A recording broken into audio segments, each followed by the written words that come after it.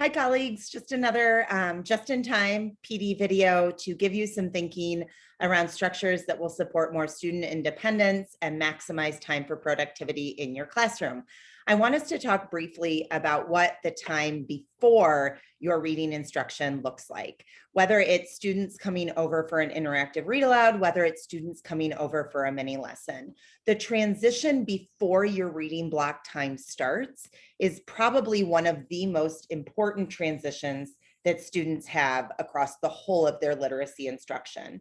So before your instruction even begins, before students come over in a whole class, either for, we'll go ahead and use this to model as a mini lesson, since we're all familiar with that from writing, or if it's a little bit bigger from an interactive read aloud, this time before students get started is really important. And what I mean by that is you want to set up structures so that students have some time before the mini lesson to get themselves totally prepared for the instruction that's going to come. So one of the ways that I refer to this is as a prep minute. And teaching students that this prep minute is really important for getting themselves totally ready for workshop.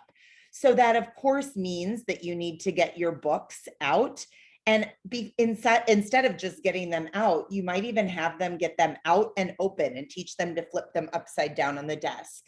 During this time, you might have students look at some of the silent teachers that are in the classroom, or even put them out on their desks.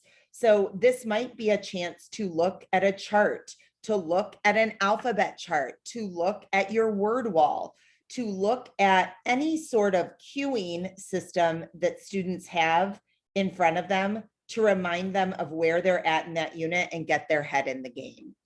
And then last but not least, it's always helpful to have students do a little reminding of yesterday before the lesson even begins, before the interactive read aloud even begins.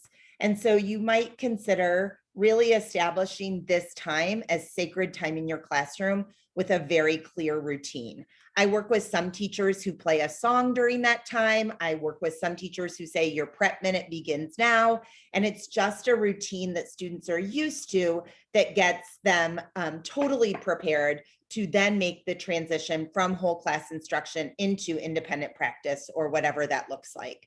So if their desks are messy before this begins, you finish, and it's a true link to independence, because then you say off you go and you don't have to field the questions of book shopping. I don't have a book. What am I supposed to look at, etc. Do that before and then reinforce it after, and it will go a long way. Just a couple quick charts to share with you guys that I will link below. I do like some fun little, this one's for writing, but this is a fun little chart of how students get ready to write. And then another one that I'll go ahead and share. This is for more upper grade students. It's just a checklist that students can use to consider getting themselves ready. So prep minute is important. If you need more thinking on book shopping, there are some just-in-time videos about that. I guess the big reminder I would give there is to not allow book shopping to happen beyond the prep minute. Try and get that done ahead of time so that students have things ready to immediately start practicing in afterwards. Prep minute, link to independence afterwards, teach a routine, find a way to establish that in your classroom, and then let me know how it goes. Thanks, everybody.